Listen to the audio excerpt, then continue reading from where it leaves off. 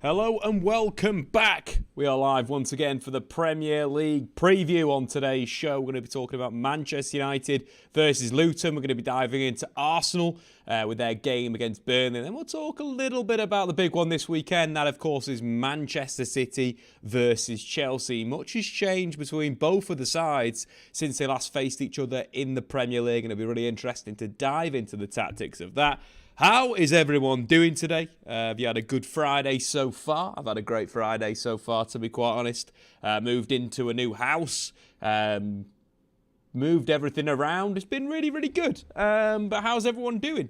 Afternoon to Bob, Vaynar, afternoon to Shane, Jonathan in the chat as well. Welcome. We're going to have a good time today. We're going to be focusing on some big things. William Saliba, the best centre-back in the world right now. I'll be answering that question. We'll also be talking about Manchester United and some positivity around Manchester United. Oh, every time you talk about United, it's positive. And we need to change the script, guys. We just need to get back into the game, talking about the good thing. On fire right now. Someone that you've got to get into your fantasy football teams. I think it's a big part of what we want to... it has been knocking around. And we've been, it's taken probably around...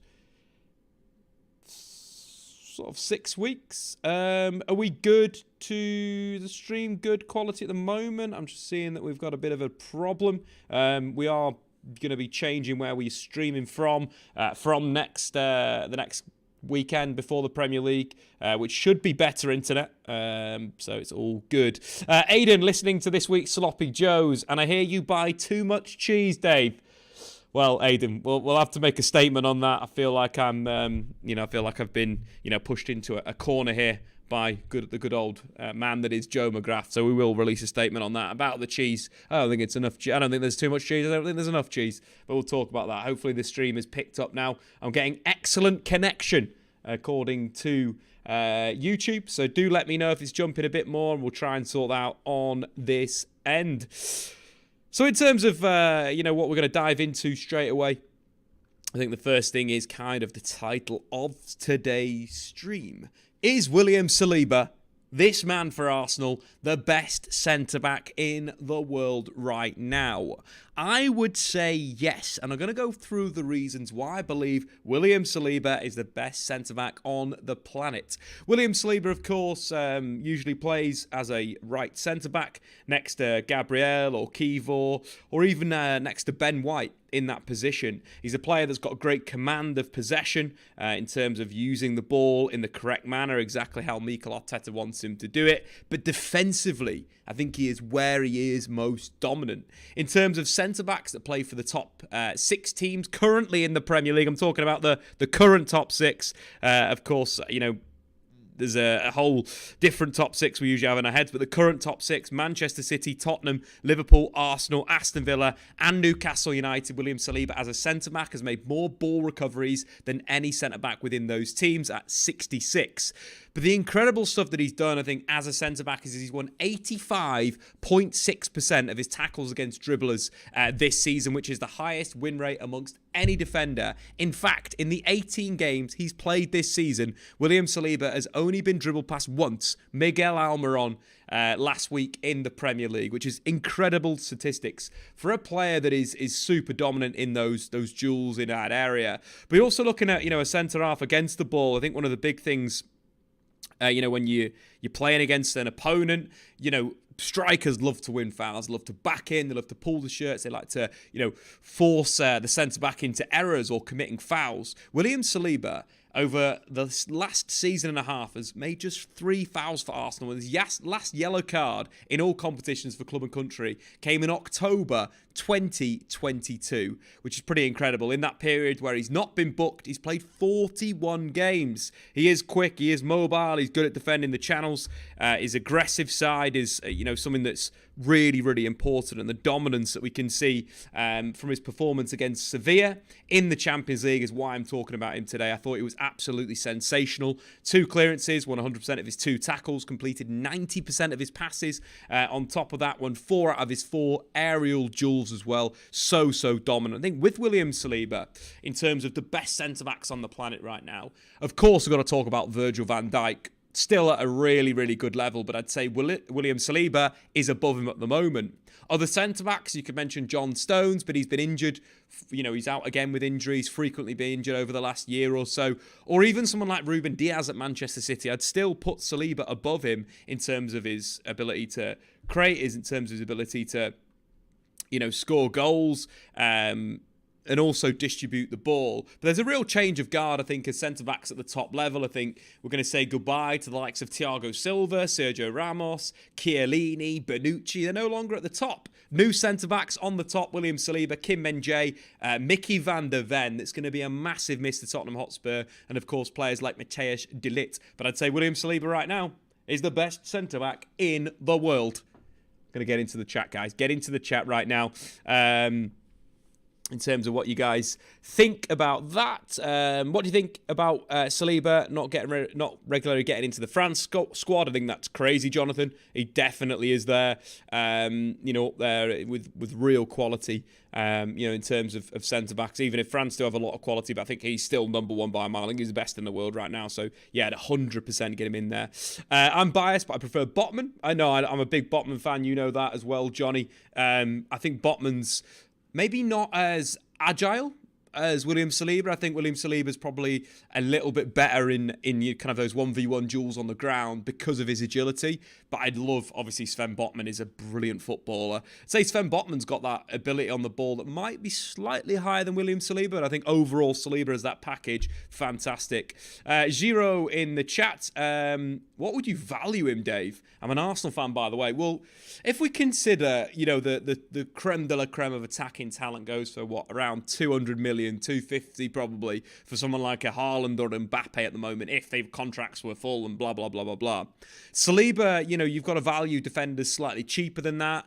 You'd probably go down and say maybe half the value, 120 million, I think would be quite fair at the moment. Guys, get in the chat. How much would you value William Saliba right now if he was on the market and people were putting bids in for him? What would be the value? And I wouldn't say Arsenal would accept 120 million, but that's what I'd value him at. So if you wanted to buy Saliba, 140, 150, which is pretty incredible.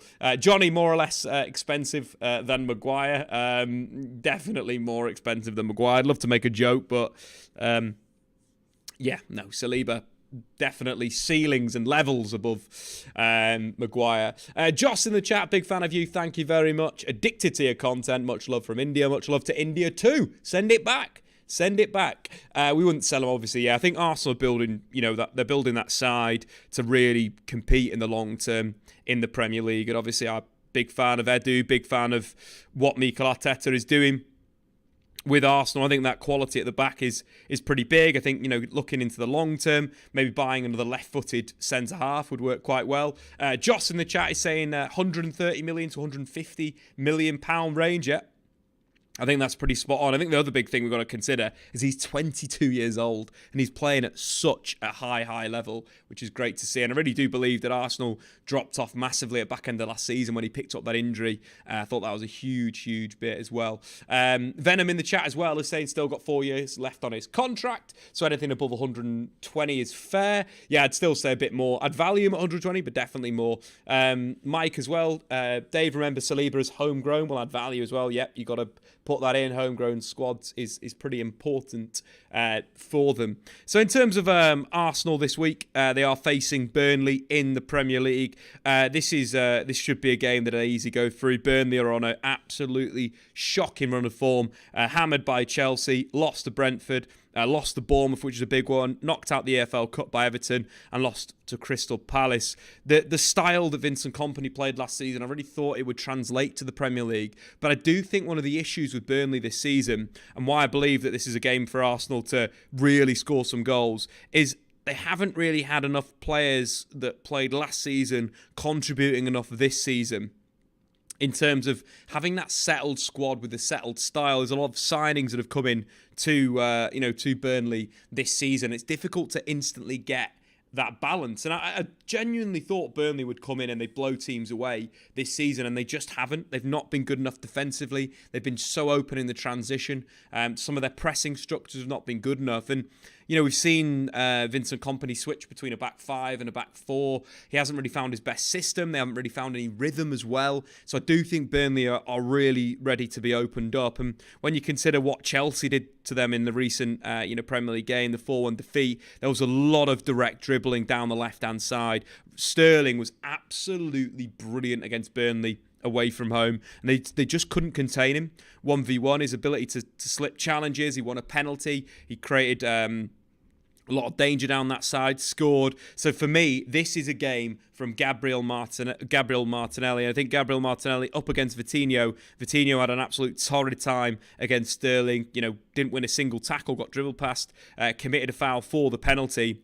Right now, I feel like it's just starting to be the time for Arsenal and Gabriel Martinelli to really kick into form. Was the best player on the pitch, I thought, against Sevilla. As much as Saka scored that fantastic individual goal, Gabriel Martinelli, that is, of course, completed 9 of his 16 dribbles against Sevilla, grabbed himself an assist, did the Berber spin. You love to see it. Created 2 big chances in the match. Won 10 of his 20 duels. Incredible performance. And I really believe this game is massive for Gabriel Martinelli. I feel like it's going to be one where he will open up Vitinho in those areas.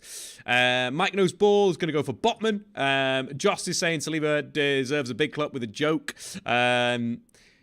Which left-footed centre-back would you pair him with? I'll have a little think about that. On talent alone, Saliba is the best centre-back in the world, Mike. I agree with that.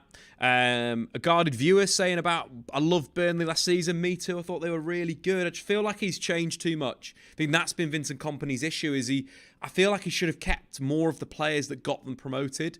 And I know that there's been a lot of change and you have to improve the team, but you still need that core element that's going to play the style over and over and over again. And I feel that's a problem. Even from goalkeeper, you'd say, is a real kind of issue there. Ewan, up to 7th in Division 2 FPL. Though thinks St Johnson's new manager can change his name from sacking in the morning. Unfortunately, I don't play him. That'll be really good. Well, I can't remember the manager's name. Not Craig Levine, isn't it? It's Craig Levine. But good work, Ewan, in that second league. We'll talk about fantasy football today. How about Gabriel? What do you think of him? And Gabriel is a very good player, but I wouldn't put him anywhere near the same level as Saliba. And I think that's what Arsenal have got to kind of look for now. It's that next level, right? They've got to be buying that defender that's going to be as good as Saliba. So they've got that pairing that is super, super dominant. And I think one of the, obviously, Ignacio Sporting Lisbon is someone that is getting talked about moves to Real Madrid, Manchester United, and he is that left-footed centre-half that Arsenal could very much use in that way. He's got that real quality and possession. It's someone that could really evolve in there. Played very well against Atalanta in the Europa League. 7 clearances, 2 blocks, 3 interceptions, one tackle, 1 out of 1. But the big thing there, look at that pass accuracy, 94%, 64 out of 68, 3 out of 3 accurate long balls. Dominant in his ground duels, 100% won. Dominant in his aerial duels, 4 out of 5, 2 out of 2 dribbles completed. This is the guy. If Arsenal want to go to that next level, that next stage with a centre-back pairing, Ignacio and Saliba would be absolute chef's kiss right now. We've got Dag Gogo in the chat. I think Burnley was good last season because the competition wasn't as good. The Championship's not the Premier League. Yeah, I think so. Just going back to that kind of the thought on Burnley and kind of what potentially they could have done a little bit better is if we do go to, let's say, a game last season, 4-0 win over Huddersfield, we've not got similar players in there. Connor Roberts isn't playing week in, week out. Muric in goal. Ian Mattison, of course, went back to Chelsea. I can't tell you how good Ian Mattison was for Vincent Kompany. He was so good, and I feel like they definitely should have tried to at least get him in, put a bid in, try and buy the player.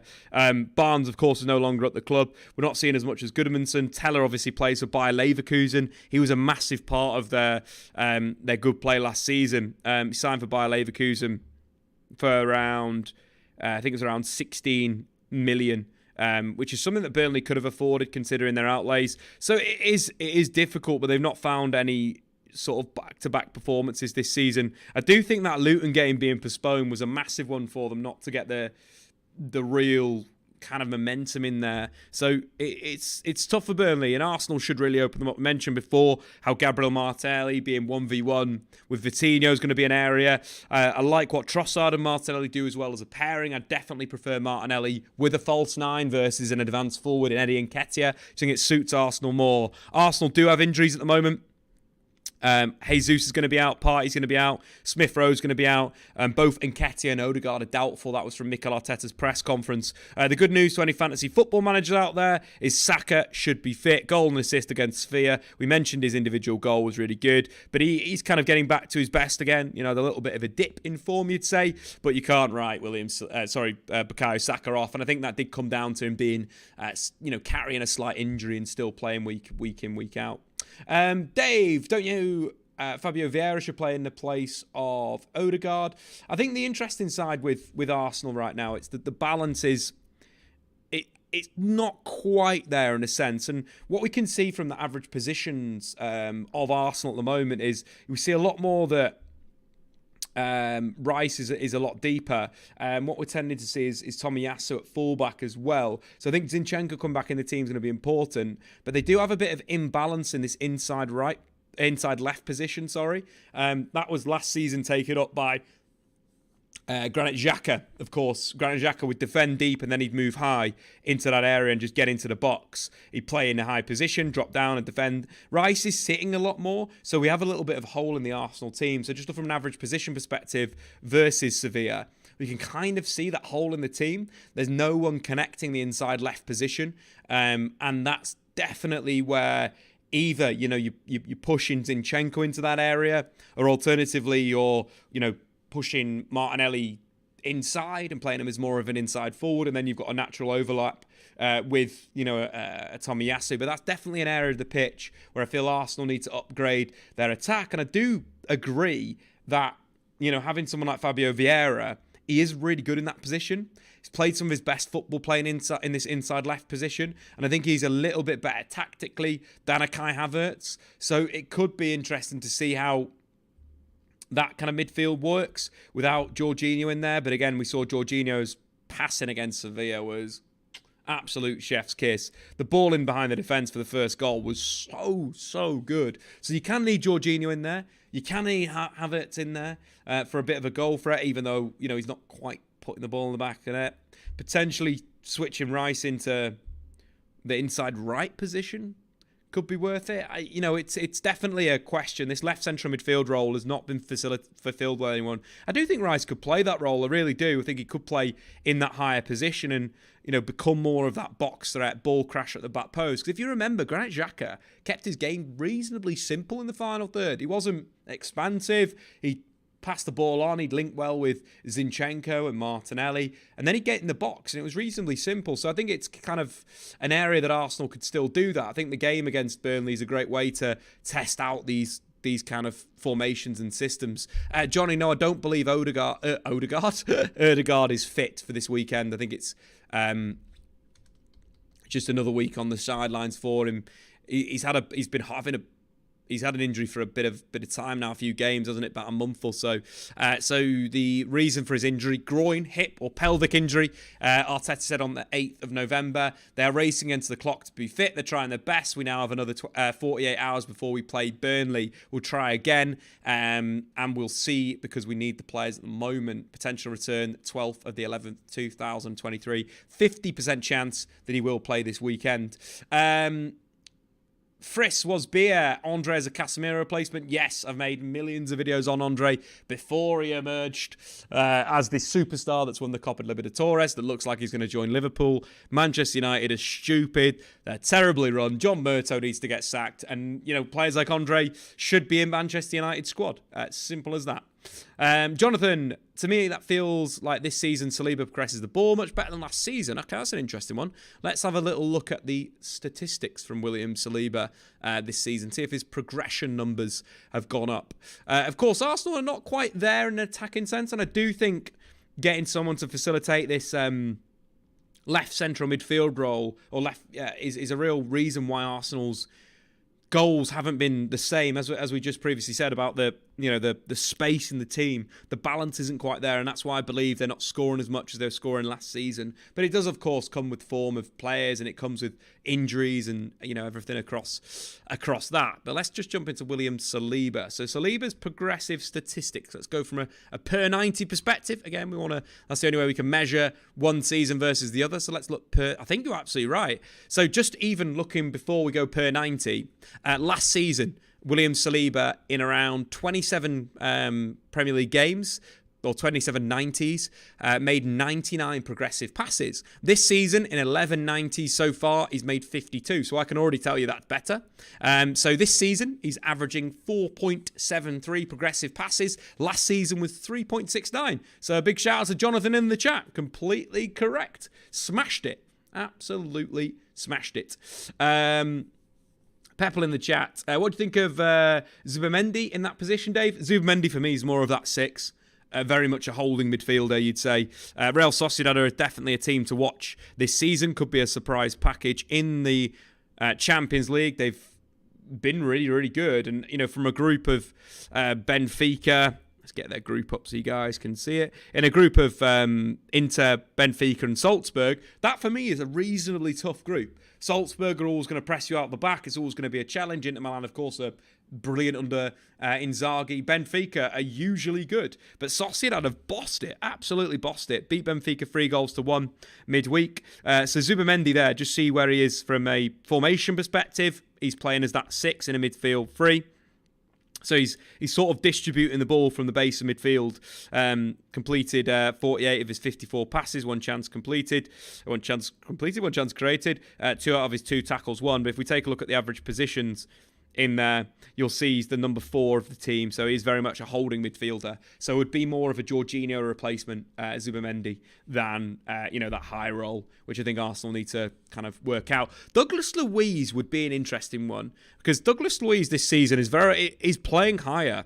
So I love Aston Villa under Emery. I think Emery's a brilliant coach. Obviously, it didn't work out at Arsenal, and that's could be for a number of different reasons. I've just looked at that myself. Great stuff, Dave.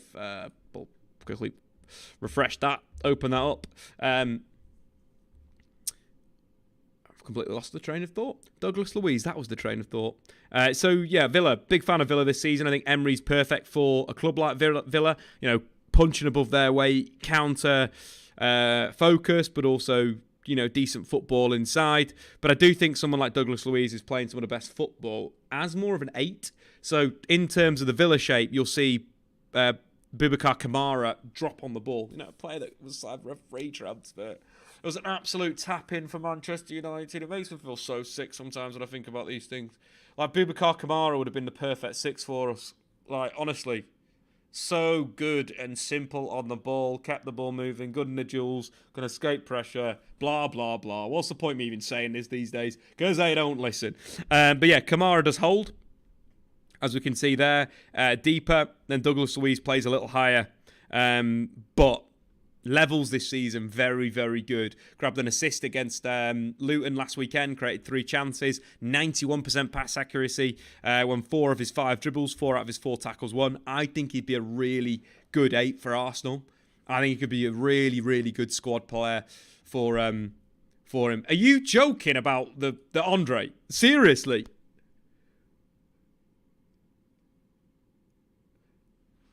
If Man United signed Andre, things are changing, guys. Things will start to get better instantly. I'm not even joking. That would be amazing. It's according to Jack Talbot. I can't remember which paper he works for. Can you just remind me which paper he works for? But that would be unbelievable. But anyway, Douglas Luiz would be a great signing for Arsenal. Premier League proven. Been doing well in terms of his goal scoring and assisting this season. Got a great run at home. You can see there, just on there, he's got 4 goal involvements in around 6 games. He's a quality player. Man of the match against West Ham United. I think he was playing slightly higher there. You can see just higher on the average positions than Boubacar Kamara. Is a left-sided 8 as well. I like that signing for Arsenal. You know what I mean? I really like it. But why would Aston Villa let him go? You know, they've got the guys in charge now that know what they're doing. Monchi ain't going to let someone like that, that's an integral part of the Aston Villa team, go on a free transfer. But it's definitely kind of a hole there. Xerox, who do you think is better between Ramsdale and David Raya? For me, David Raya. I bat David Raya every day of the week, to be honest. I think David Raya is more of a complete ball player. The weird thing with David Raya is that, like, the comms at the moment really annoying me in terms of whenever Arsenal play and David Raya's under pressure and he's trying to draw pressure in, and they're like, oh, he's going to lose the ball, he's going to, blah, blah, blah, blah. It frustrates me. So I think David Raya is a very, very good footballer, and the disrespect he's getting at the moment, I don't understand why. He's going to try stuff out the back. That's what he is, a player. He's a brilliant passer of the football. Last season in the Premier League, most progressive passes of a goalkeeper, most passes completed. He is a sensational footballer, pretty decent shot stopper, and I think he's been good. I think he's been good lately. And he'd be my number 1 if I was Arsenal manager in there. Any other thoughts on the game against Burnley for Arsenal? We spoke quite a bit about it. It's been pretty enjoyable. Let's get your score predictions in for the game, guys. Burnley versus Arsenal. I'm hoping a Saka double hat-trick for my fantasy football teams. In there, we've got a question coming in. Joss, predict Arsenal's position when the league ends. So I think City are levels above everybody in European football. I just think they are. I think Manchester City should win the treble again. If City don't win the treble this season, Guardiola has failed. The squad is better than any squad in European football by a mile. By a country mile for me. They've got the best midfield in the league. They've got probably the best defenders in the Champions League. They've got the best goalkeeper. And of course, they have one of the best strikers of all time. Best strikers of all time. And that is something that we have to look at. Do you know what I mean? Like, if you have one of the best players ever, could be one of the best players ever, you should be winning the Champions League every single time. And that is tough for Arsenal. I think Arsenal probably the second best team in the Premier League this season. I think they'll finish second again. And it will be no disrespect, because City are that good. City are levels at the moment ahead of European football, and it's taken them a while to get to this position, but the age of this team as well, thinking Alvarez, Haaland, Phil Foden are all 23, Doku, 21 years old, Mateus Nunes, 25, coming to his peak as a central midfielder. Got the experience of Kovacic, of Bernardo Silva. Kevin De Bruyne has not even played this year. Then the back 4 of Gvardiol, Kyle Walker, Diaz, Ake or Akanji. Look, it's very, very good. At the same time, I'd love Arsenal to win the league. There's nothing more than I hate than Manchester City. I like Arsenal Football Club. I'm a fan of what they do. I support Manchester United, but I appreciate Arsenal. I always have appreciated Arsenal. Play good football. I love what Mikel Arteta's doing, but I just can't see anything other than City. So I'd say Arsenal second, to summarise that. I'd be excited if United were to sign Andre and Todibo and Jan. That would be great, please. Aidan, Wigan with a lottery ticket. Called a hard sham of a club. How do you rate Arsenal's Champions League chances? I think they will do well. I think they could actually be geared to have a really good run, considering the pace that Arsenal have in the wide areas. I think that's a great sort of asset. And we also saw them beat Manchester City with Declan Rice sitting deeper, with the left-back attacking a bit more. Arsenal might be a little bit better suited to Champions League football this season than winning the Premier League. I'd give them a good shot at that, you know. I really would. I think they've got a good team. But yeah, I'd give them... I'd say Arsenal semi-finals minimum. Not semi-finals, sorry. Quarter-finals minimum. I wouldn't be surprised with semi-finals. I think the only team that will stop Man City will be Real Madrid this season. Or potentially, if Bayern get themselves together. Bayern were awful against Galatasaray, if you caught any of it. They were so slow out of the back and boring. But it's the classic Thomas Tuchel style that they're like a little bit more counter-attacking, which could make Bayern very, very good in Champions League football. So fingers crossed, everyone in the chat, if you aren't Manchester City fans, that Bayern Munich or alternatively Arsenal could do them, or Real Madrid. We're in there. Jonathan, I think the Bayern have a better chance to win the UCL this season. I hope you're right. Obviously, Harry Kane has been brilliant out there. Giroud, I think his only mistake this season, this is David Raya, was the Mudryk goal. I think that's really harsh because that, you know, it's a slice. Mudryk sliced it. Mudryk has seriously sliced that cross. And, you know, 9 times out of 10, he's got a good position. He makes the save. It's a really harsh one for him to concede. And I feel like that was where the pundits kind of really went in on David Raya. I feel a little bit harsh. Hey, Dave, do you think Rice can play in Real Madrid's team next season as an 8? Real Madrid have already got too many good central midfielders. I think Rice wouldn't leave Arsenal at the moment. I think he's bought into the plan. But, you know, looking at Real Madrid and their midfield of Cruz, Camavinga, Tchouaméni, Valverde, you've got Bellingham obviously in there, we've got Luka Modric. I think they are well set. I do think one thing, though, against City, just going back to this 4-4-2 diamond could actually be quite good. I think how Rodrigo and Vinicius Jr., you know, use their movement and their dribbling and their directness is very well suited to this, you know, midfield diamond. And I think looking at the average positions, it is more like a kind of wide 4-3-3 with the 2 wide players playing super high. It's a little bit, just to coin a team of recent years, it's a little bit like Jurgen Klopp's Liverpool. Remember when they were pressing high, super aggressive, narrow front three, fullbacks get high. So Real Madrid could be the antidote to this City team, but I did go to the game last season, Man City versus Real Madrid at the Etihad, and Real Madrid got smoked. It was a brilliant City performance. And, you know, but, you know, Declan Rice in that team would be great. Do I think it's going to happen? Probably not in there.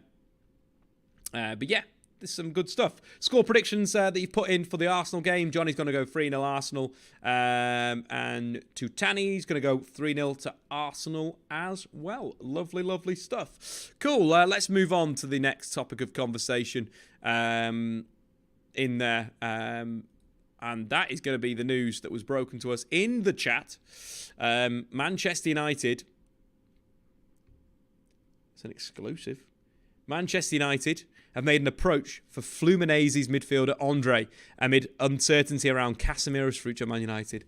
I have spoken so much about this guy. So much about this guy. And I believe that he is so good at what he does. So what we'll do... we'll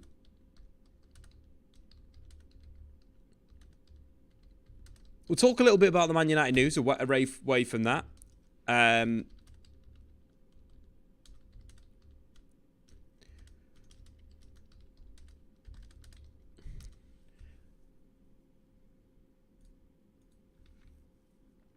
Just typed a message on screen there, just doing a little comms to Ben, who does all the wonderful edits, does the research as well. So we'll get a little bit on Andre, just pull the thoughts together, pull the statistics together for that.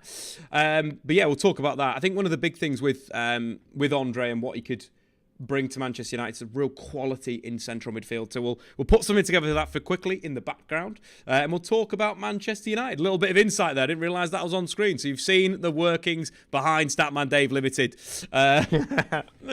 Yeah, Johnny, one day you'll be in there. But I do think that with Manchester United right now, there is a lot of toxicity around the club. There's a lot of toxicity around, how they've been playing this season. And I think we're at a point now where, the game's midweek and, it's a crazy, crazy game where, VAR let itself down. I don't think the Marcus Rashford card was a red card. You saw the first goal that they conceded. Copenhagen, one of their players blocked Andre Onana's sight. It was offside. You had both of the penalties that were ridiculous. I think the United penalty was ridiculous. I think the Copenhagen penalty was ridiculous. In what world are those, those handballs in a sense of the close proximity of those challenges and kind of where they were in the pit? It was so short, the distances. And I think the big thing with all those three decisions, so the red card and the two VARs for the penalties, every time the referee goes to the monitor, they show him the worst freeze frame that shows it's absolutely an issue. Straight away, they show that on the monitor. The Rashford one was basically it looked like an ankle breaker. Both of the handballs were straight away an angle where it looks like a handball, and it takes it out of context. For me, for VAR to improve, number one, you have to show the instant in real time, and you have to show an unbiased angle. I think that is one of the problems. The VAR referees are showing biased angles to kickstart things, which gives the referee an inability to make a correct decision. And that's where I'm getting frustrated with it. And VAR at the moment is very, very poor. And it's something that needs fixing. It's so bad right now, and it's making the game absolutely shocking. I really do believe that. It's the slow-mos, the cuts, what the VAR officials are showing the referee is just so much of it that I don't like. And I think one of the big concerns is this is where we are right now, and they need to change it.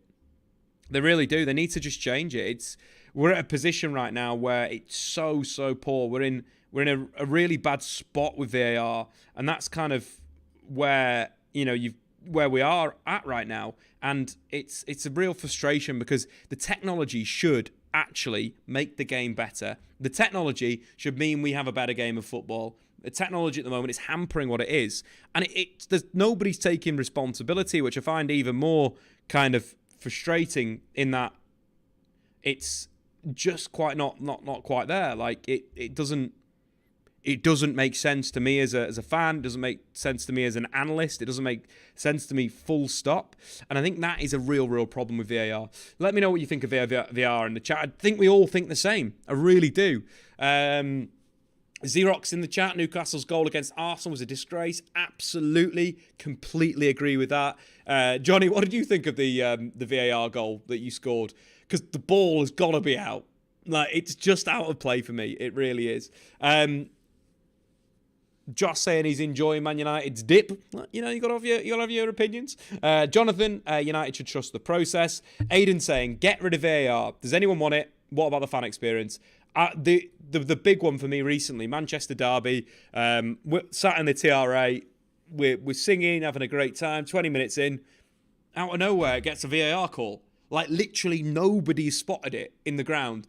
And it took so long for that VAR decision to even be spoken about what it was, that I got the instant up on my phone and saw it before they made the call. And it makes the experience bad as a fan. It really does. It stinks. There's a few moments this season where I've just thought, this is a mess. This has to be quick. Get me a shot clock, right? And if VAR can't work it out in 45 seconds, then that's it. You move on. You play on, and it's whatever the referee's decision was initially. Like, get a shot clock. Put time pressure on it because it's slowing the game down. Even 30 seconds. And I think the thing is that, like, Arsenal, Manchester United, Liverpool, all these teams have been massively affected by VAR this season. It's horrendous. It really is. It's just a bag of rubbish. Holdings decisions, obviously tough. In there, I just think it doesn't work. I think you need to fix it, and they should be fixing it. If a system doesn't work, like, spend some time and work it out. Do you know what I mean? But back to Manchester United. I think one of the things that's frustrating me at the moment is the kind of the toxicity around the club. I think we see certain people online talking about Manchester United, acting to get clicks, acting to make money, acting to create a hostile environment that it just isn't what a Man United supporter should do. If you support your football team, the whole concept of a supporter is to support. And I think one of the problems at the moment, and we saw that with Arsenal, with AFT Fan TV, Arsenal Fan TV, that the toxicity that created around the football club cost Arsenal for years. And that's something that needs to obviously change with the club changing. We all know that's going to happen. Jim Ratcliffe today, his move for the club is closer. The long and short of it is he will have a minority stake to kickstart things. He will take sporting control, and then eventually he'll get rid of the Glazers. That is a really positive thing because of the press that's come out of the bid from Qatar, because of how certain fans have taken it, being like, oh, well, the Qataris going to put 150 billion quid in. Oh, so Jim Ratcliffe must be terrible. I don't understand. If the Glazers, if this is the start of the process to get rid of the worst thing that's ever happened to Manchester United and get rid of those absolute cockroaches out of Old Trafford, that is a positive thing. So we need to change our feelings and how we view Manchester United. I think one of the big things at the moment, Marcus Rashford, right, he is not in form. He is not having a good time. But instead of, us criticising Rashford, instead of us looking at Marcus Rashford going, oh, he's playing rubbish, what's he doing? And the moaning that sometimes you have at Old Trafford, you turn around, the people are groaning about it, you're like, you're here to support the team. Marcus Rashford is not going to get back into form if there's moans and groans about everything he does. Marcus Rashford is going to get back into form if we support him, and that is the role of a supporter. Again, Marcus Rashford knows, the press conference today, Ten Hag spoke about Rashford not knowing that he's not in form right now, and that's something that Manchester United need to get behind Marcus Rashford. The fans need to get behind Marcus Rashford. The guy scored 30 goals last season. Only 10 United players in the history of Manchester United have scored more in a single season. Surely we want him to get back up to those levels. So surely we should support him. And that is the role of a supporter. And that's what you should do. And the toxicity that I've seen over Manchester United over the last 10 years has been absolutely pathetic from some sources of media. You know what I'm talking about. People that are just idiots, that aren't United supporters, that are just using it to create toxicity, to have a comedy sketch from time to time for people to laugh at. That's not a supporter. It's not a supporter for me.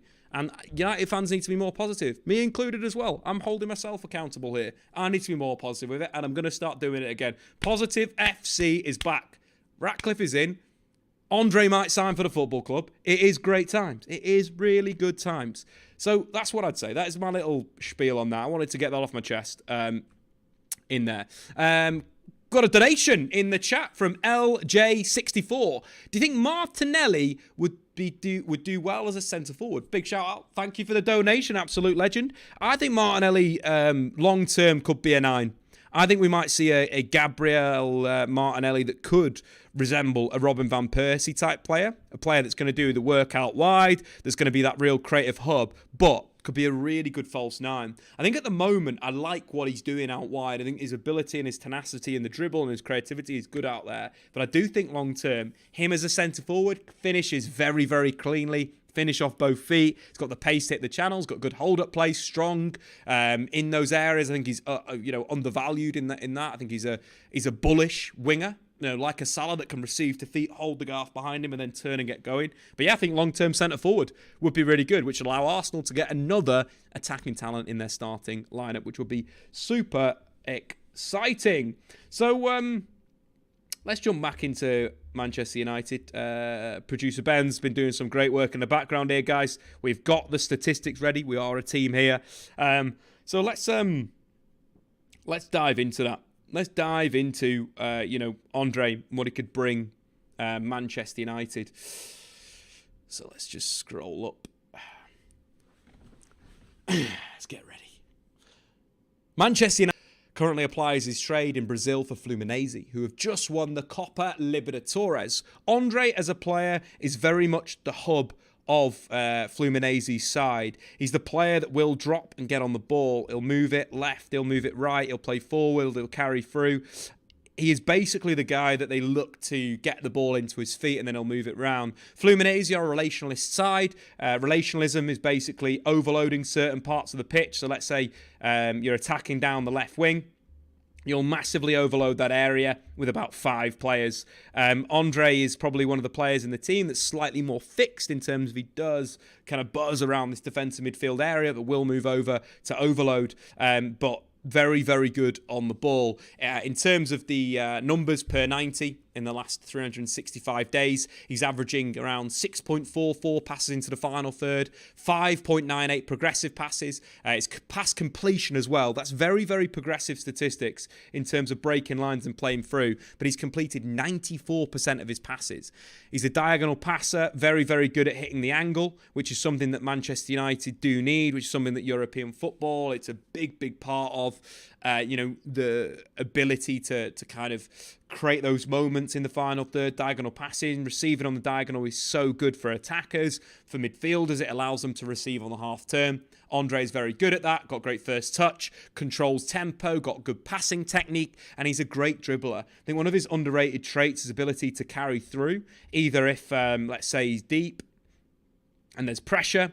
He's very good at kind of escaping it and then, breaking through and playing forward, from a aggressive perspective. In terms of challenges off the ball, he is a player that I absolutely love. He's super aggressive, got good low centre of gravity, but very, very strong, averaging 2.8 tackles per 90 at a 71.4% tackle win rate, which is very good. Important to remember as well, with those statistics at nearly 3 tackles per game, that Fluminense averaged 61.4% possession this season, which is nearly 10% more possession than United do. In terms of what he is, right, in terms of the style, Andre is more Frankie de Jong than Casemiro. A graceful dribbler, excellent passer, hub of the team, low centre of gravity that can shift pressure and will get you into the final third. And I think the big thing when United signed Casemiro, it was a massive mismatch in terms of skills. Andre is the right player.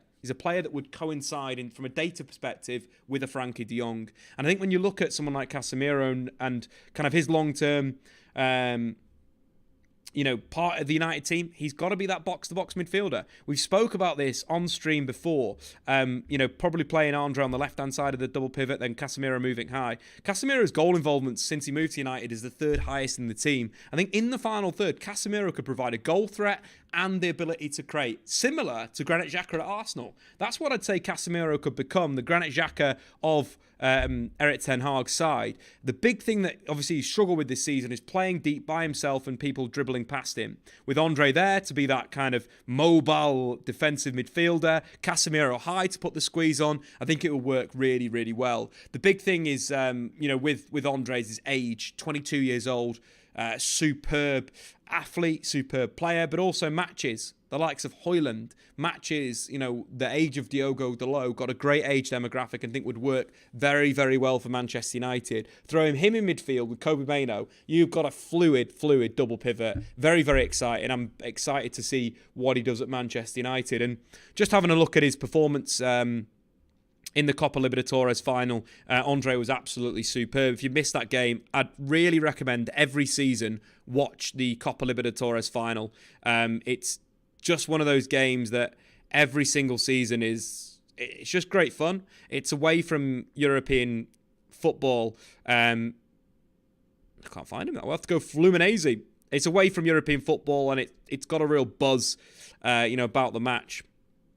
Andre played defensive midfield, got a 7.5 on SofaScore. Heat map absolutely everywhere. As we mentioned, drifting as that pivot point in the team, left and right, overload the areas to play through. Statistics absolutely fantastic. Completed 95% of his passes, 93 touch of the football, 69 passes completed in there. 2 out of 2 of his dribbles completed and won 4 of his 5 tackles. This is the guy Manchester United need to sign by an absolute mile. Is the perfect player. And I said it over the summer. So this is the guy to get. This is who they should be working with. As you can see there, just in front of Felipe Melo and Nino. I've seen him enough. Top quality player. Would be perfect for the Premier League. And if United don't get him, he's going to go to Real Madrid. He'll go to Arsenal. He'll go to Liverpool. And that'll be a big, big shame. Has to be the hub of what Man United do. in there. Josh, I watched the Copa Libertadores final and thought Andre was one of the best players. Would love to see him at United. The other player that I like from the Copa Libertadores final that I've seen, and who is very, very explosive, is the man that won the final for them off the bench. That, of course, is John Kennedy. John Kennedy has got something about him. He really does. He's explosive. He can finish. He's a threat from range. He's a nice player and plays as he's played as a second striker for Fluminense, off the bench mostly. But I do think that there is a real player in there. In this match, again, off the bench, grabbed himself a goal. It's just one of those players that scores.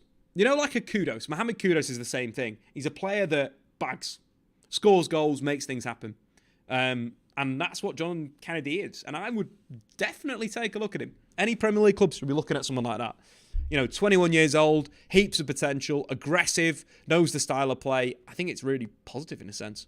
I really do believe that. And I think, looking forward to United's recruitment, Brazil, the market is great. Martinelli, another really good young player. And the player that I don't think he played a minute against, did he play again? I don't think he came off the bench against Boca, but another player to keep an eye on. Was even on the bench, not the wrong team. Alexander. This kid. This guy's the next one. So obviously Andre will move to Europe. This is the next guy. Which game was I watching? A game against Volta. He was brilliant. Played left back in this match. He could do a job as an inverted left back. Again, another player United should buy. If I'm United, I'm going to Fluminense and I'm saying, guys, can we just take all these academy kids? They're pretty decent. Alexander, Andre, Martinelli, they're the next three out of Fluminense. And then Kennedy, just like him. Kennedy made an instant impact. Josh, do you see what I mean about how it just kind of makes things happen? Really kind of makes things happen. Josh, I had to disagree on that. Only support from fans will not help players. Players need to be mentally towards the ball and teammates what matters. I think the support around there as well is, especially at Manchester United, is definitely listened. He's a player United will sign for 100 million after Benfica signed him at 20. Hopefully Ineos will change this type of thing. I genuinely think Ineos will change this type of thing. If you look at their recruitment at Nice, that has led them to be, again, this is the wild side of the world, right? Nice, owned by Ineos, owned by Sir Jim Radcliffe, owned by the whole football group, right? Nice. Let's take a look at Nice. Where are they? In the standings. They are top of Liga. Why are we ignoring this? This is an Ineos club. They are top of the league. They are above PSG. They beat PSG away. They beat Monaco this season. This is a really good thing. We're moving away from the cockroaches. We're getting to better ownership. We've got a question in the chat as well. Do you want to see a Nice tactics video? Could be quite cool. Anyway, let's jump back into the Man United game. Let's get a bit applicable to this weekend's football. This is the Premier League preview. Man United face Luton at home. Luton, of course, good result against Liverpool last weekend. Cracking counter-attack for the winner. Taith Chong, ex-Manchester United.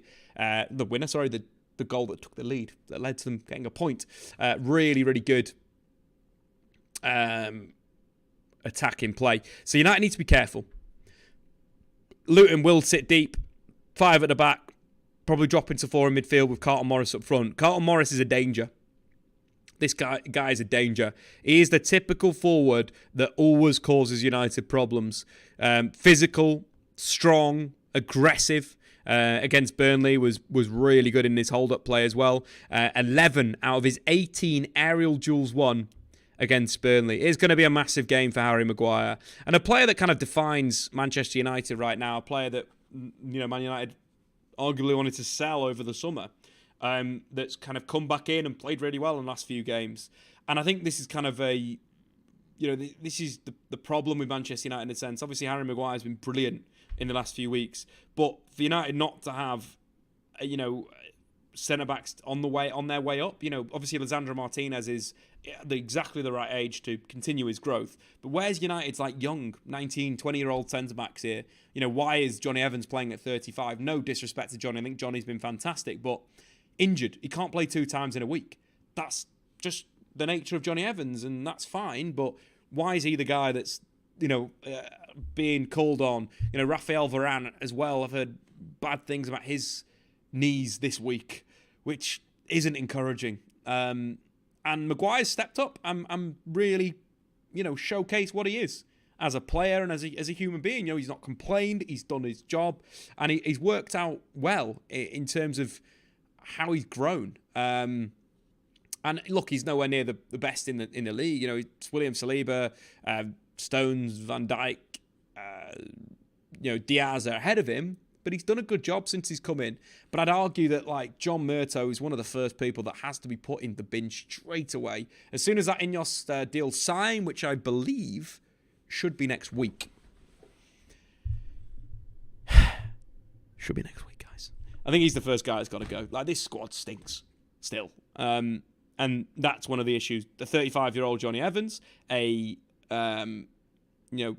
Rafael Varane that's nowhere near the levels that we saw him win 3 Champions Leagues, and that's our 2 of our 4 centre-halves is an issue for me. It really is an issue. Saying that, Man United are going to be decent here. Man United are going to, they've got this is a good time for United to play Luton. I think United, look, we've not seen much of Erik ten Hag's football, let's be brutally honest, and obviously the centre-back problem has been the problem. We're starting to see bits of it. United were really good against Copenhagen for the first 40 minutes with 10 men. And this is something that I was consistently saying. United aren't underlapping. They're not showing the attacking side of Erik ten Hag's Ajax, which is what they needed to do. We started to see Bruno overlap, combine with Garnacho very well against Fulham. Then we saw this goal. So build out from the back with Andre Onana. Again, United signing a goalkeeper that can play. This is why David De Gea was a huge problem last season, because David De Gea didn't play in this pass. Andre Onana's come in. He's above his post-shot expected goals numbers right now, guys. He's on a +1. Get some GGs in the chat for Andre Onana. Form is turning. But the way that he passes is a big reason why he was signed, why it's closer to Erik ten Hag football. In this instant, ball out to Diogo Dalot's feet. One of the concerns, obviously, you've got with United centre-halves and why we can't see the Erik ten Hag style yet is because the centre-halves aren't as mobile, aren't as good on the ball as a Jurrien Timber and a Lisandro Martinez.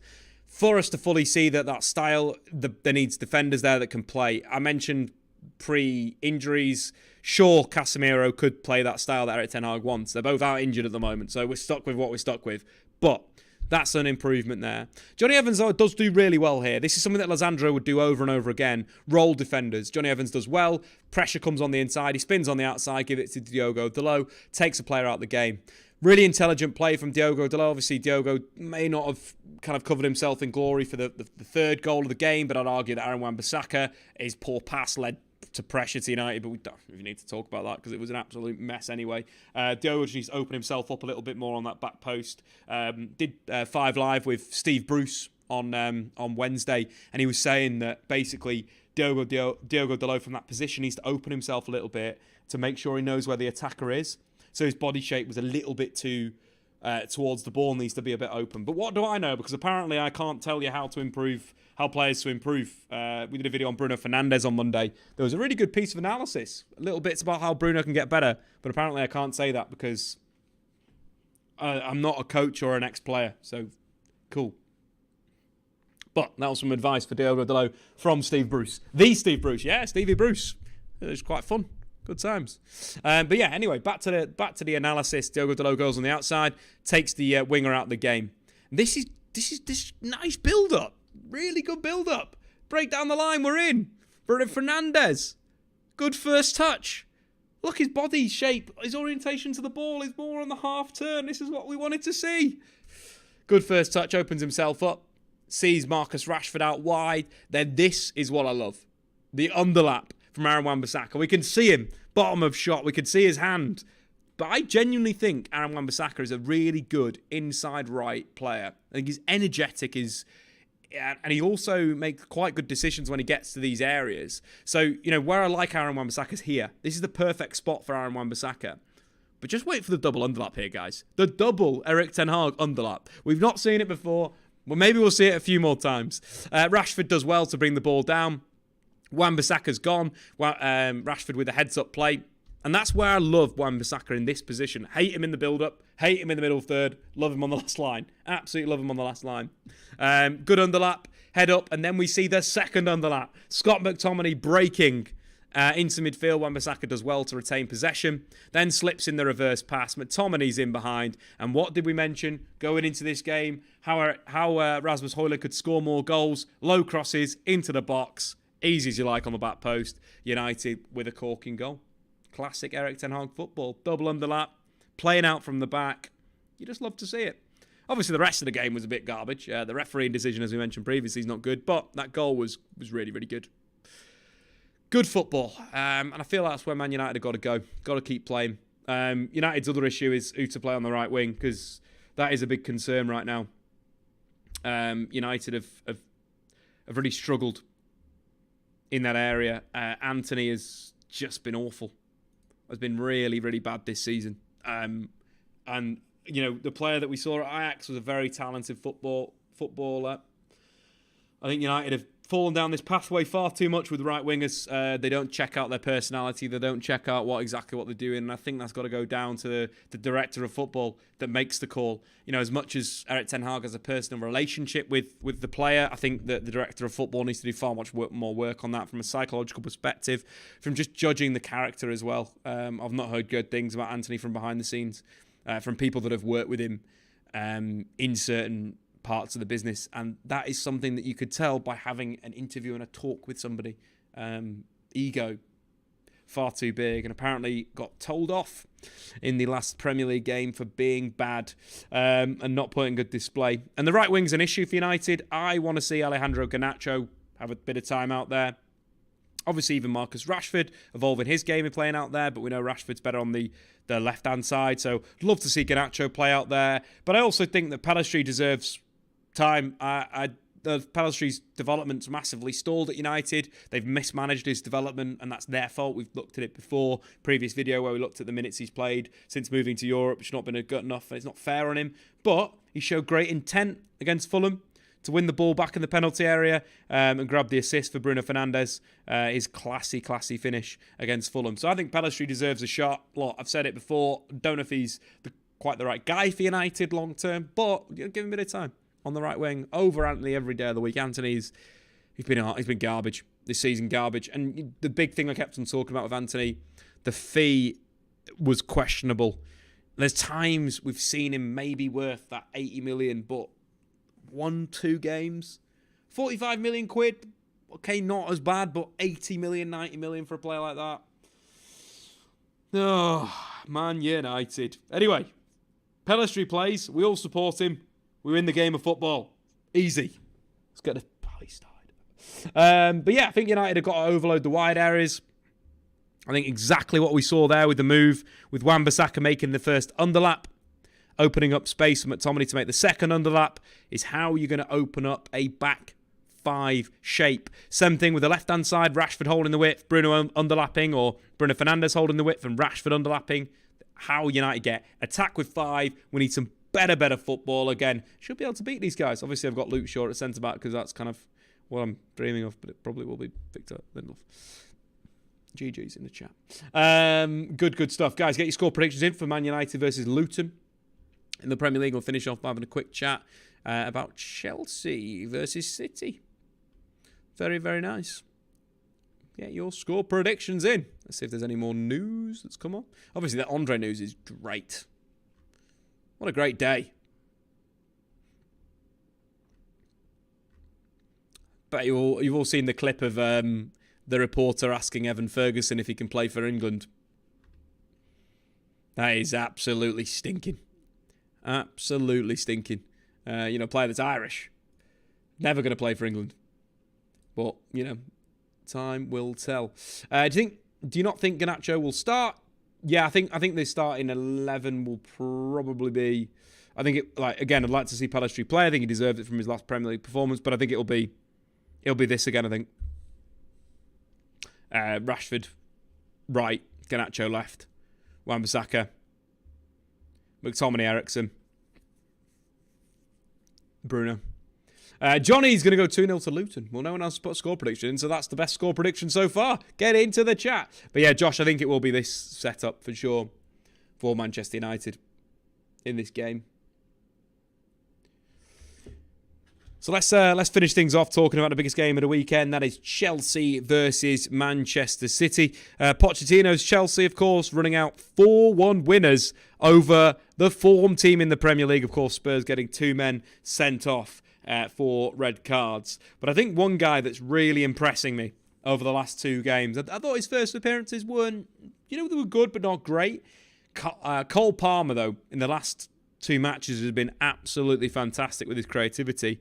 And it's interesting to see a player that comes out of the City Academy and really has an arrogance about him, but a good arrogance, I'd say, and has massively impressed from the right-hand side for Pochettino's Chelsea. We're looking at his performances, in these last 2 games was sublime since probably the Brentford game. I think that's where it really kind of changed in terms of performance levels. And look at that heat map all across the forward line. Played number 10 in this game. Was drifting around, created 4 chances, had over 100 touches. He was so important in terms of the possession play, which this is a game where I thought, you know what? This lad's skill set is a lot more than just him being a inverted winger.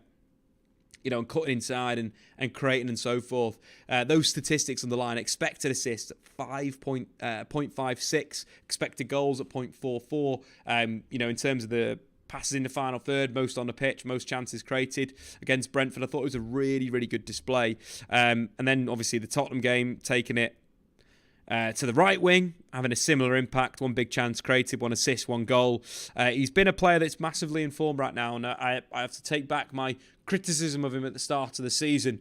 His record at Manchester City in the first team was 6 goals and 2 assists in 41 games. For Chelsea so far, 10 games played, 3 goals and 4 assists. Yes, he's on penalties, but I think the creativity is what I've been really impressed with. His link play's been really, really good. His passing in that Brentford game, he probably should have got himself at least 2 assists. He slid Sterling through. He put a ball over the top for Cucurella as well, who absolutely botched his chance. But he's been really dynamic as that creative player for Poch's is Chelsea. And that they're improving slowly and surely. They've got a very energetic midfield. Gallagher obviously provides that link between the midfield and the attack. Pressing, always going to be aggressive.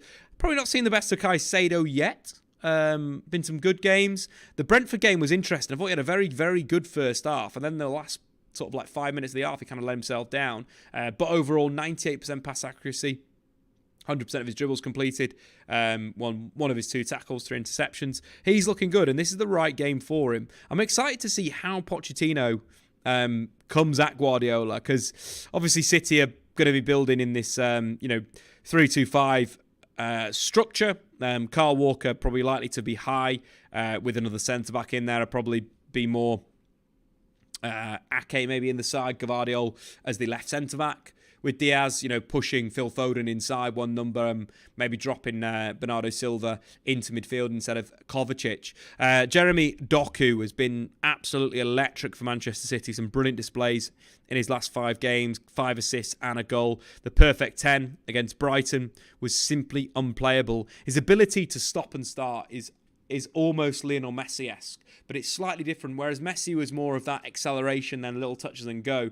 Doku's so explosive off the mark, so quick to kind of disbalance you and then speed up. But it is Messi-esque until he slows it down and speeds it up. But 95% pass accuracy against Bournemouth, 5 chances created, 3 shots, 100% of his dribbles completed, 2 out of 2 tackles, and became the 8th player to get 4 assists in a single Premier League game. He is going to be a threat to Chelsea. And when you consider Chelsea's backline on that right-hand side, will Reece James be fit? It's going to be a humongous battle for them down there, but he is one of the most informed players in the Premier League right now.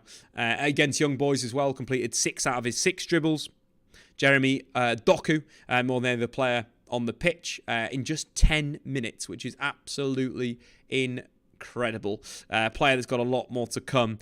City as a whole, I think they'll just get better and better as the season progresses. I think it's theirs to lose. It really is. Chelsea are going to have to squeeze them out of the back. They're going to have to cause some problems out wide. But 2 old City boys Cole Palmer and Raheem Sterling playing against Manchester City together could be an interesting battle. Anyway, guys, get your score predictions into the chat. We've got the United score predictions coming in. Bob's going to go 1-1. Josh, I hope it's 4-0. Probably going to be another 1-0 to United. I've been surprised how good Doku has been. Yes, same. I think he's really taken to life well in the Premier League. But do get your score predictions in for this last game. I'm going to go for an away 1-0 Manchester City win. If we look at recent games, the last game between the two sides at Chelsea was won by Riyad Mahrez off the bench. He came off the bench and scored after some good work from Jack Grealish down the left-hand side. City were quite poor. Haaland missed a few chances in that game. 2 big chances missed. So maybe not the time to captain him this week. But City off the bench with their quality. Moses is going to go 6-1 to City. Bob's going to go 3-1 to Manchester City. I'm just going to go for the 1-0. Pretty boring, but you guys let me know. Jonathan's going to go 2-1 to Chelsea. Josh is going to go 3-0 City. Yeah, City are, I think they're levels above. But if anyone's going to do it, it will be Palmer, I reckon, to open this up. City so far this season, from terms of the standings, 27 points won so far. It's, they're out of cancer. They're not even playing that well at the moment. Lost to Arsenal, lost to Wolves, but they're still top of the Premier League. They're going to kick on second half of the season. And a stat that I've mentioned before, 9 out of the 10 teams that have won the treble in Europe, including the Champions League, have gone on to win the league next season. So big GGs in the chat to everyone. Thanks for everyone to stop by today. There'll be the Premier League preview will be out Monday and Tuesday. I'll be taking a break next week just to chill out. I'm a little tired. Play a little Foot Manager. Big GGs. Thanks everyone for watching. Time to go back and build a